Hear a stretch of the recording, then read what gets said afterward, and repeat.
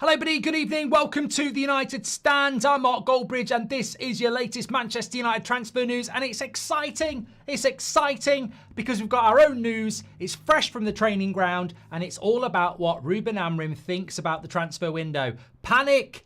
No. Shockingly, no. And we'll be able to give you that info very, very soon. But it's an interesting take on what's going on at Manchester United. And is it Amorim walking the party line of the Glazers and Ineos, or is it just a different Amorim after the summer transfer window? We'll be talking about that. Well, the summer break anyway, but we will talk about that. Also, the latest on Mbeumo and where that's likely to be. I mean, unless you're bored about it, we're still going to talk about it. And a few other bits as well. Very excited to talk about this, by the way. But also very excited about what has just arrived, a big package for me.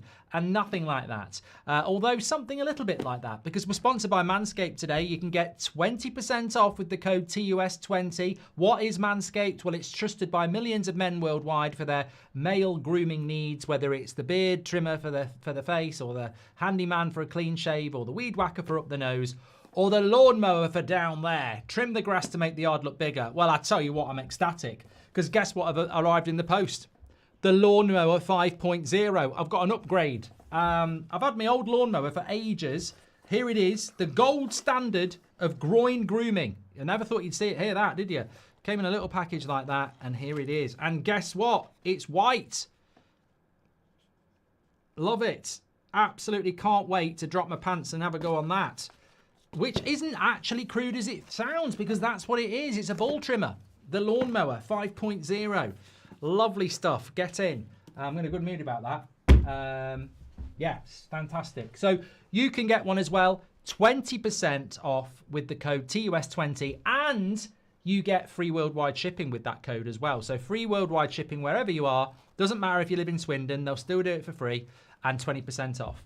Thank you very much, and get on with it. Thank you very much. Trim the grass to make the yard look bigger. Right. Thank you very much to Manscaped. Let's get into it. So, where is this info coming from? Well, we've had some good info sporadically since the international break. The international break, let me just tell you where this source is coming from, because it's coming from somebody very close in the club.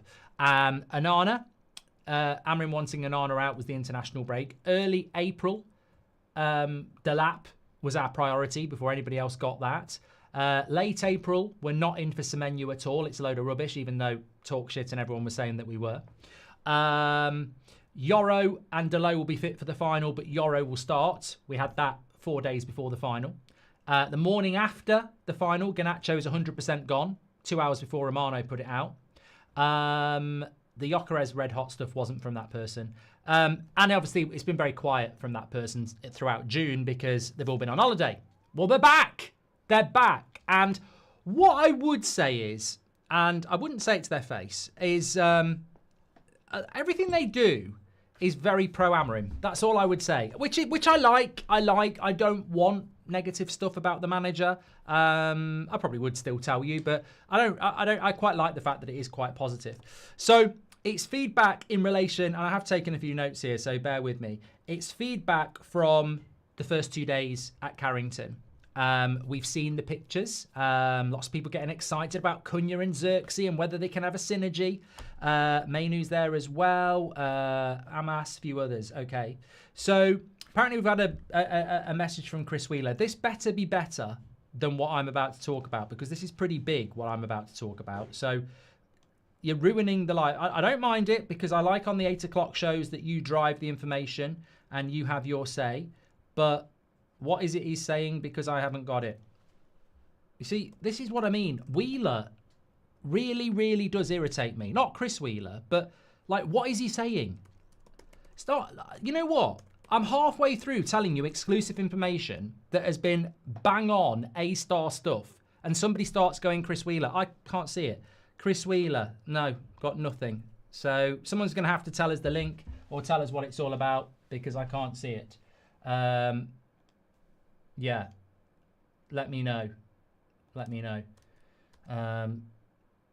Okay, let me carry on with this.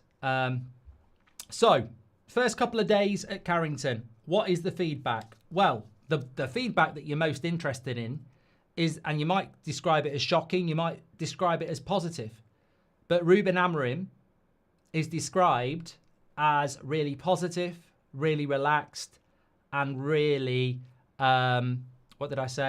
ambitious. So really interesting that he is calm, relaxed, and ambitious going into the first couple of days. What does ambitious actually mean? I don't really know, but I understand what the calm and the relaxed mean bits, because effectively, and what I was told is, don't be surprised if this comes out in a future interview with Amorim very, very soon. He's quite relaxed about transfers. He understands the situation. He understands the market's really challenging, and he understands that the club need to sell to buy. He also feels that because Manchester United aren't in Europe, he's going to get a lot more time in the week to work on training patterns. So although the pre-season is important, he's not that stressed about it, because when new players come in, they will still get midweek for the next 9 months to work on stuff. Now, I don't know whether that's a good take or a bad take. I don't know. Also, the atmosphere around Carrington is described as very, very good. A lot of this is because there are no Garnacho, Sancho, etc. So everybody there is meant to be there. There is no, bad feeling or uncertainty in the players that have returned so far. So the feedback out of it there at the moment is that Amorim is not stressed. Amorim is very unlikely to do an interview saying he's not happy or we're going to suffer or anything like that. He's very optimistic, ambitious, relaxed, calm, and is giving off positive vibes. Very different from what he was giving off for the last 2 months of the season, apparently. So, look, maybe a holiday's done him good. Maybe he's genuinely expecting good things next season. There is a feeling that transfers will come in, but there's an understanding why there isn't. So I don't really have anything else other than that, but discuss, because my feeling about it is sometimes, is it really worth getting stressed about stuff that you can't control? If the manager's going to be relaxed and calm and ambitious and patient, then the owners are certainly not going to do anything about it. And we as fans, just what are we supposed to do with that? Obviously, he believes some transfers are going to come in. And it'll be interesting to listen to his interviews when it comes out, because one of the interesting things I found about that was the whole he's quite relaxed about pre-season because we're going to get a lot of time on the training ground next season anyway. So when a lot of teams are off playing in Europe midweek, we'll have all week on the training ground. So but I don't know. I don't know whether that makes a big difference or not. My flip side to that would be, well, okay, so in October and November, you might get weeks on the training ground, but you might get weeks on the beach because you're sacked. Your first 8 games, you're playing the top 4. If you lose all 4 of those games and lose another game, you've lost 5 out of 8. I don't think it really matters what's going on the training ground, because the players will be listening to the press and the fans will be on your back, and it won't be a relaxed environment in the midweek to train in. It'll be a pressure environment. So, look, I sense that it's a new season. It's 2 days in. Everybody's got a smile on their face. They're all excited. They're all enthusiastic. But the question has to be, we're going to have to hit those first few games with this squad fitter than everybody else. Like, when we play Arsenal on the opening game of the season, if we're fitter than them, we might get the game. We might win the game. Because some teams get caught cold at the start of the season. So maybe that's what we're going to work on. I don't know. But look, all I'm saying is the noises coming out of the training ground is that Amorim is not going to be doing interviews talking about being miserable, talking about ready to walk, talking about, he hasn't got the players. He apparently is giving off very positive vibes, very relaxed vibes. And the feeling is that he expects signings to come at some point and understands why they haven't. Is that towing the Glazer party line, or is this a new Amorim? I don't know. Would you be like that if you were the manager? I mean, honestly, I think you have to put yourself into that situation sometimes and say, well, what would your approach be? I'd be banging on the door. I'd be banging on the door saying, you've took me out of Sporting. You've brought none of my players. They're playing for other clubs. List off what Arsenal have done. List off what Chelsea have done. List off what Man City's done. You've done sod all. And as for selling to buy, none of these fucking players were mine in the first place. I didn't buy Garnacho. I didn't buy Rashford. I didn't buy Sancho. I didn't buy Anthony. And I know Garnacho and Rashford are from the bloody youth system, but you know, they were already in the first team with big contracts. Where's my backing? Why am I, in my first summer transfer window, paying the price of mistakes from the past? Every other manager that's been here has been backed massively in their first summer transfer window. This is my first summer transfer window and you're shitting on my head. But apparently that's not what's going on. SK says, I've wanted some chemistry between the players for years. Let's see. But do we have the Keanes and Scholes in training setting standards? Look, I think that I wouldn't take the photos and the clips as positive. The guy's there saying I'm taking pictures, so everyone's going to smile. And if they catch a picture of them arguing, they won't put it out. So you're always going to get positive PR pictures coming out. But I suspect these... Look, one thing I would say is, it's a shame we haven't got new signings in, but what is a real positive is the noises that are coming out from the first couple of days, that there's a really good atmosphere there. Because who isn't there? Sancho. Who isn't there? Rashford. Who isn't there? Garnacho. Who isn't there? Malacia. Who isn't there? Anthony. And I'm not picking on any of those players, but if they were there, it's confusing. Some of them players are quite ego players, quite big ego players. So if they're there, they're the big players on the pitch. If Rashford's there, he's the biggest ego there, isn't he? And when I say ego, personality. Sancho's got a big personality. So the fact that they're not there and the rest of the players feel quite liberated and happy is quite a good thing. Of course it is. Hi, Mark. Should we consider extending Sancho's contract to retain some of his transfer values, is Brian? No. You do know he's on 300 grand a week. Why would you do that? You just sit there again for another year, Brian. Wake up, Brian. Amorim's a coach. Trust in him. He can make us better, says Ndibwa. He didn't in the last 6 months, and he didn't in the Europa League final, did he? And I back Amorim. I'm just giving you the devil's advocate. To be honest, it helps to be like this with what's to come after the past few weeks. Let's hope things begin to shape now, says Tom. Look, what I would say about it, if you're tuning in a bit late, a few bits of stuff coming out from the training ground. Amorim isn't angry. Amorim isn't panicking. Amorim is relaxed. He is ambitious. He is calm. And he is patient. Now, you might not like that, but that's apparently what he's like. He understands the situation the club are in at the moment, and he feels that there's going to be plenty of time for training during the season. So pre-season might not be as essential as it would be if we're in Europe. Expect him to say that in an interview, I was told. So he is towing the party line, but he may be towing the best line for him as well. I think there may be some clever PR from Amorim here to align himself with the club and Barada and Wilcox and Sir Jim and the Glazers to be part of that, so that he can be on board with that. Because if he starts not on board with that, we know that they can't be trusted and he could be gone anyway. The problem he will face is that all these players happy and, going around the States playing pre-season games and maybe getting good results. Pre-season Pirlo effect, I call it. Pre-season means nothing. It's a fitness exercise. In fact, it's become a PR exercise. Some would say it's become a money-making exercise. It doesn't actually mean anything. All that means anything is what happens against Arsenal and Fulham and Burnley and Man City and Chelsea in the first 5 games.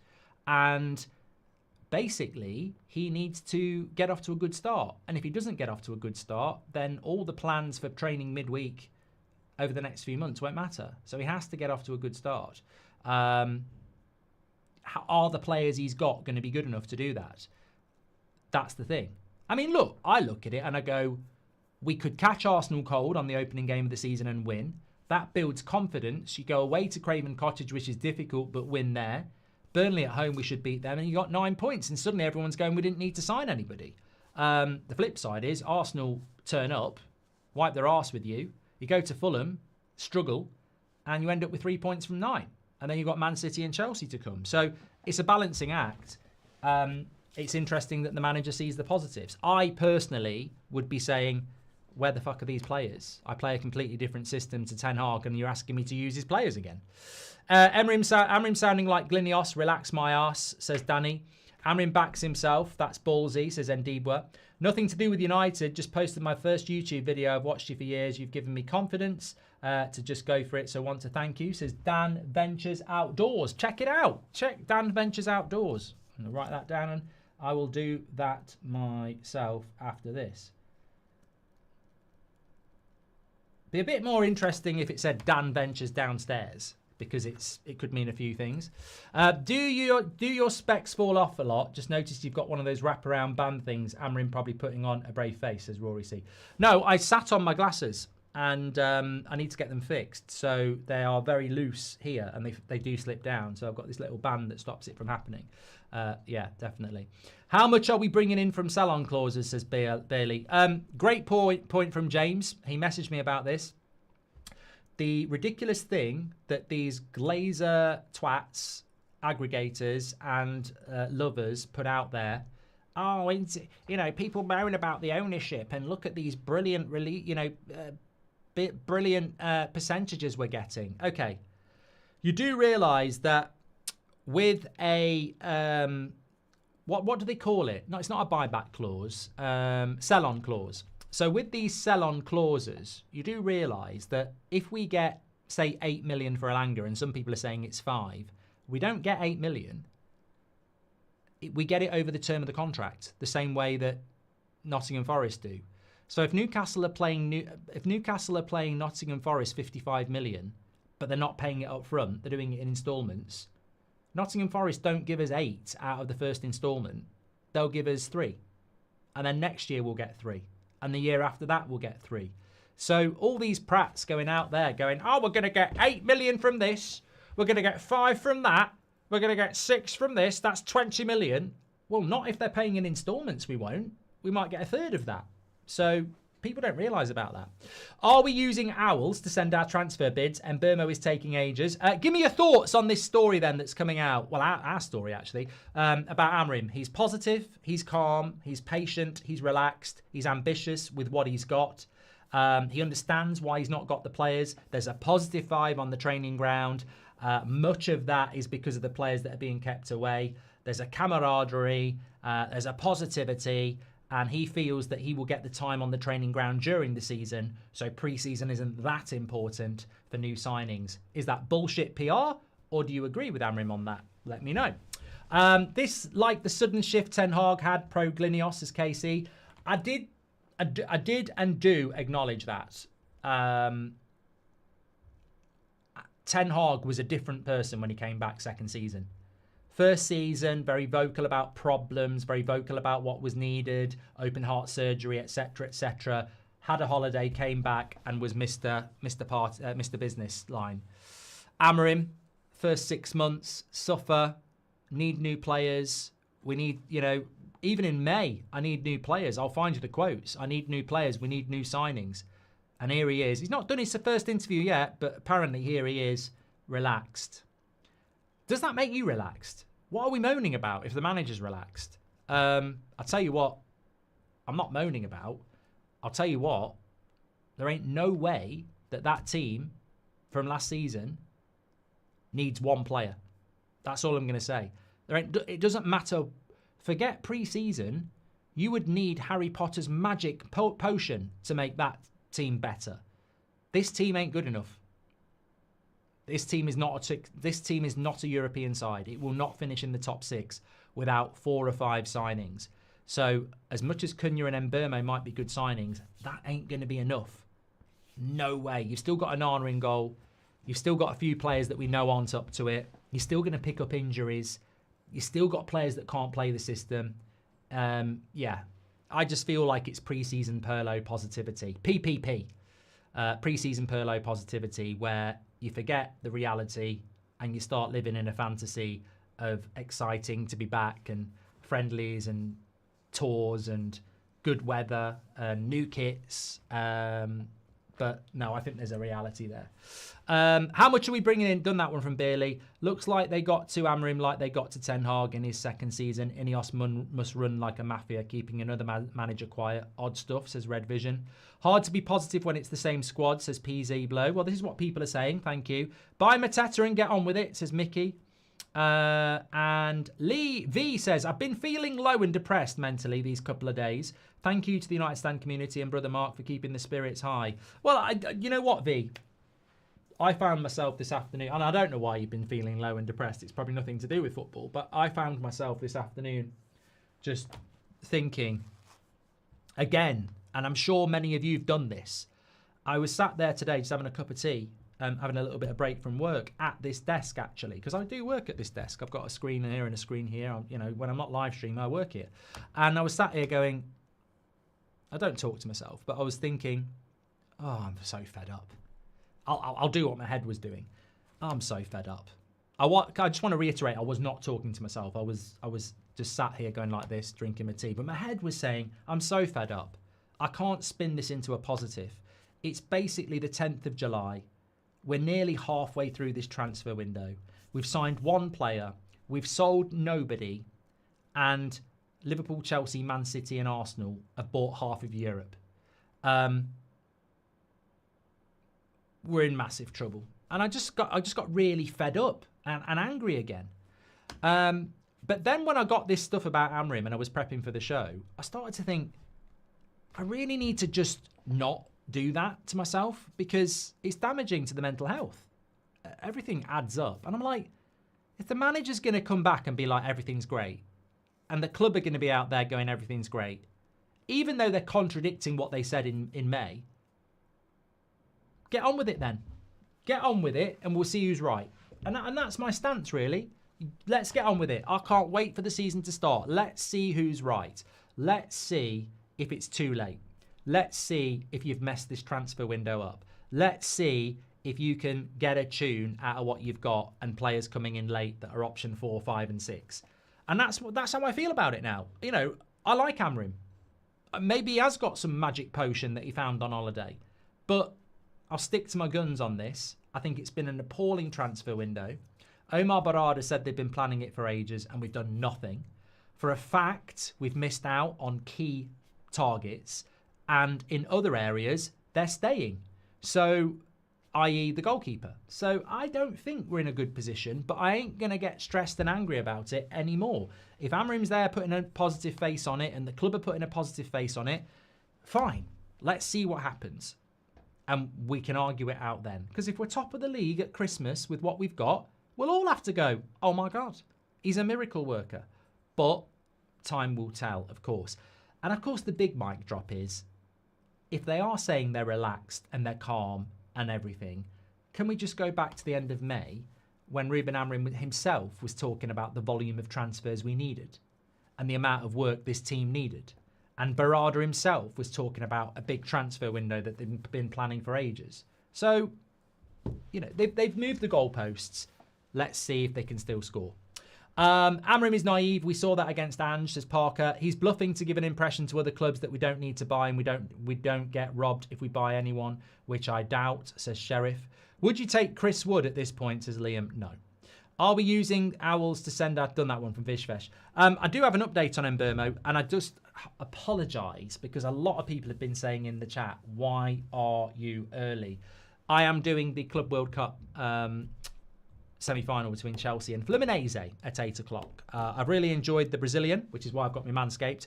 No, I've really enjoyed the Brazilian teams, and I've got a glass of red wine to finish from that bottle, so I'm just going to sit and watch that at 8 o'clock. You're welcome to join me on That's Football, by the way, and we can continue the football chat.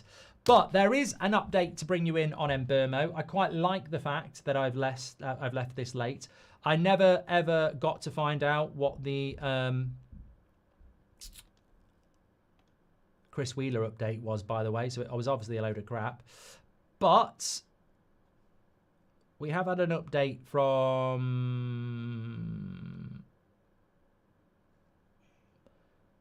Bruno Fernandes has put on Instagram about Xerxes. My man, they ain't ready for you.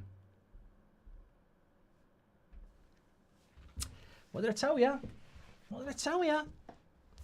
Doesn't matter that you all embarrassed yourself in the Europa League final and were fucking shit last year. We're back.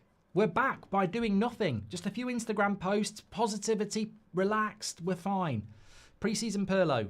That's the attitude. Look, I hope they're right. If they're right, brilliant. I really, really hope they're right.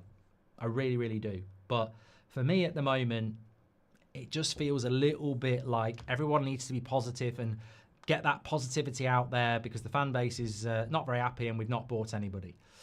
And it just feels a little bit like there is a reality strike here, of course, and that reality is that we're not actually very good based on last season. But this is what's come in from Disco Mirror, which is David McDonnell, who writes for the Mirror. He says, United are confident they can strike a deal with Brentford for Mbeumo. Despite them having had 2 bids already knocked back, United are expected to have to go to 65 million to reach an agreement with Brentford, with negotiations ongoing between the two clubs over the fee and the structure of payments. Ruben Amorim is keen to have Mbeumo on board for when United leave for their 3-game pre-season tour on July the 22nd. So July the 22nd now is the hopeful proposed deadline for the Mbeumo deal to be done, which in itself is basically another 2 weeks. We are in week 7 of the Mbeumo saga. This could break records. I can't remember how long Pogba or Maguire took, but it was a bloody long time. So the question will always be, logically, United are expected to have to go to 65 million to get the player they want. Would that be the fee that they wanted at the very start? So explain to me why we've been negotiating since the start of June to pay Brentford what they wanted anyway. Are we actually going to go there? Yes, we are. We are. Have we all been played like the mugs we constantly get perceived as by this football club? Are they actually waiting for the away kit? Or are they actually waiting so they can save on wages? I wouldn't put it past them. I really wouldn't put it past them, because Newcastle can get the Elanga deal done in 3 weeks. First bid, second bid. Chelsea can get Pedro done in a couple of days. Man United are going to pay what Brentford wanted on day 1 on day 45. Why? Why would you? Well, there's 2 reasons really. One, we're total idiots, and we basically sent the Chuckle brothers to do the deal, because to me, to you, like, I can't explain how bad it is to barter or negotiate with somebody and pay what they want. So imagine you were on holiday and somebody was selling some, sunglasses, and they said 20 euros and you said 5, and they said 20 and you went 6, and they went 20 and you went 10, and they went 20 and you went 12, and they went 20 and you went 15, and you went 20 and you went 18 and you went 20 and you went 20. They've not budged. The whole point of negotiating is they're meant to budge. You offer 5, they go down to 18. You go 8, they go 16, and you bring them down. We've literally not brought them down at all. So we may as well have paid what they wanted very, very soon. And we haven't. We're still sat there trying to get the deal down. But the cynic in us says, have we been doing this on purpose? Now, Brentford would not be party to this, because Brentford would want this deal done quicker so they can spend the money and not ruin their pre-season. And Mbeumo would want this done quicker so that he can sort himself out, hot house, get ready for pre-season. But Manchester United and their mercenary approach won't mind messing Brentford around, won't mind messing the new player around and how that might impact his mental preparation for a new season. Because I think that Man United will go, well, we know we're going to pay 60 anyway, but we won't actually pay it till the back end of July. Because then we don't have to start paying Mbeumo 200 grand a week until the end of July. Whereas if we get him in late June, that's about 4 weeks early. That's about 800 grand. So we've saved $1 million anyway. That's the only justification I can think, is we do it on purpose, because there is no logic to these negotiations. Every other club gets it done quick. We were always going to pay 60 and we haven't offered it yet, and we will. And I just think it's always about saving money. I reckon Sir Jim or Joel are going, at the end of the day, we're paying Rashford, we're paying Sancho, we're paying Anthony. If we can delay this, and look, there's no competitive games until the middle of August. How's about we get Mbeumo in the night before? We save we save 1.6 million. You know, they've just got no concept about having a team ready for the first game of the season, training with their teammates. I think the Glazers have done this for years. I think we buy a lot of players in August to save money on wages. I cracked how we do transfer negotiations. It's a game of snaps, says Gems. Ajit says, would you take Dominic Calvert-Lewin and then Diddy? Ajit, would you take a kick in the nuts and a punch on the nose? Because that's exactly how I would answer that question myself. Sent one membership. Skywalker has gifted a membership. You're a legend, mate. Sal Sancho outright or swap deal with Luis. Swap, Brandon.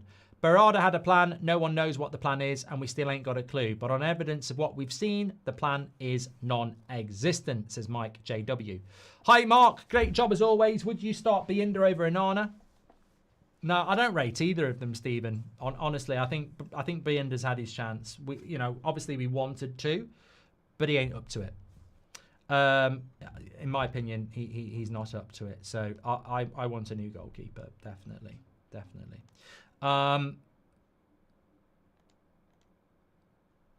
Just having a quick look around here. When do you think we'll get the Here We Go, Mark?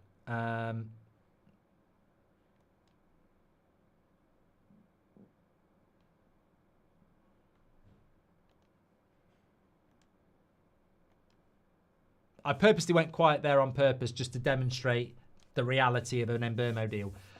I don't know. Haven't not got a clue, to be honest with you. Absolutely do not have a clue when we might get the Here We Go. It feels to me like you lived your life like a candle in the wind. Lovely song. No, it feels to me like we could just get this at like 10 o'clock tonight. That's not inside information, by the way. But I just feel like it will drop at the most strange time. And it will be out of the blue. And it will be done deliberately like that. So that it makes it feel like we've done something good. But yeah, I think it will be like that. When it happens, I think it will just drop out of the blue. And it's not, the thing is, don't fall for it. It's not out of the blue. We've been negotiating for 7 weeks, but I don't think it will be, I mean, Fabrizio would like it to be like that, but I don't think it will be like, oh, it's closer than close. Oh, it's concrete. It's so hard. It's really hard concrete now, and it's close. It's coming. I don't think we'll get that. I think United will want it to drop like, oh my God, we did do the deal quick, to try and bring some glamour back to it. So, yeah, I wouldn't be surprised if it sort of dropped at like 10 o'clock at night or, 1 o'clock in the afternoon out of the blue. Vardy would be good. He likes Red Bull and he's fast, says Ajit. Ideal striker, Mark, excluding Gyökeres and Osimhen, says Cobby. Well, you've just excluded the two most ideal strikers. I'm sort of thinking Mateta now, but there is a risk there. Watkins is a risk.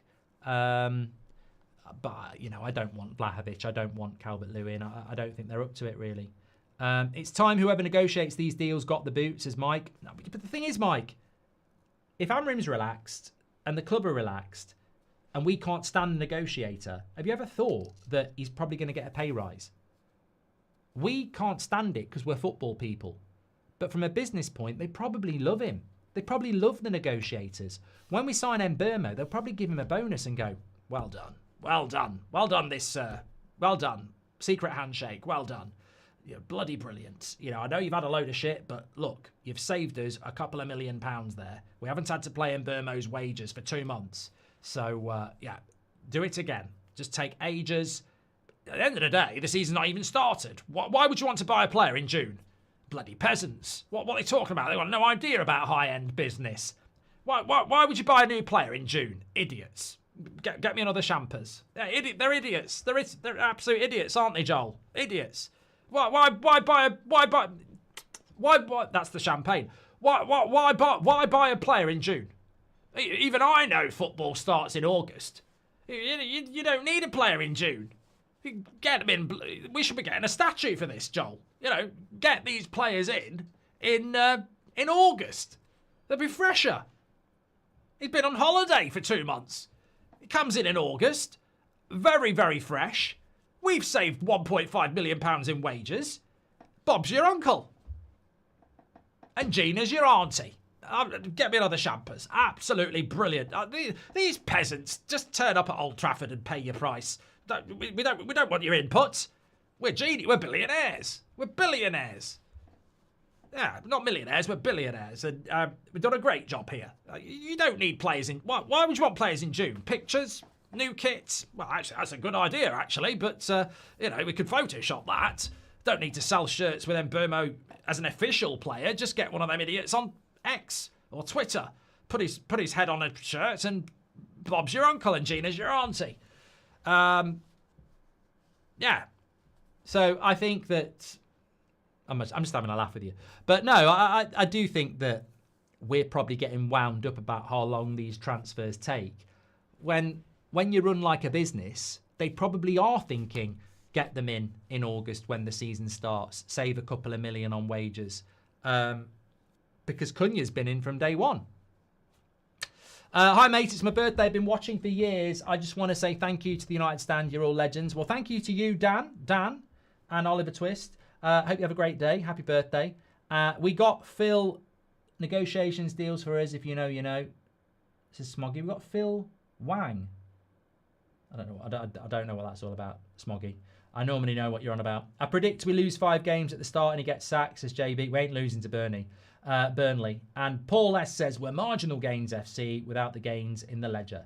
And I've got a terrible feeling we'll drop the ball on Mbeumo, another sign of gross incompetence, says Rob. We won't drop the ball on Mbeumo. He wants to come to us. Brentford will sell to us for 60 million. It will get done. It's just they're dragging it out, aren't they?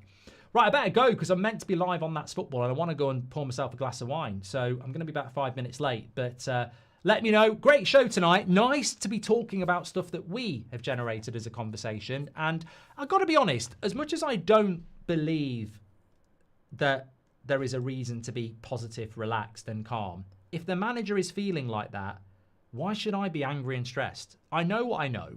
I know what I think is going to happen. Let's see what's going to happen. And I hope I'm wrong. But let's see what's going to happen. Because I just do not believe that team from last season has a holiday, comes back 6 weeks later and is suddenly good enough to get top 4.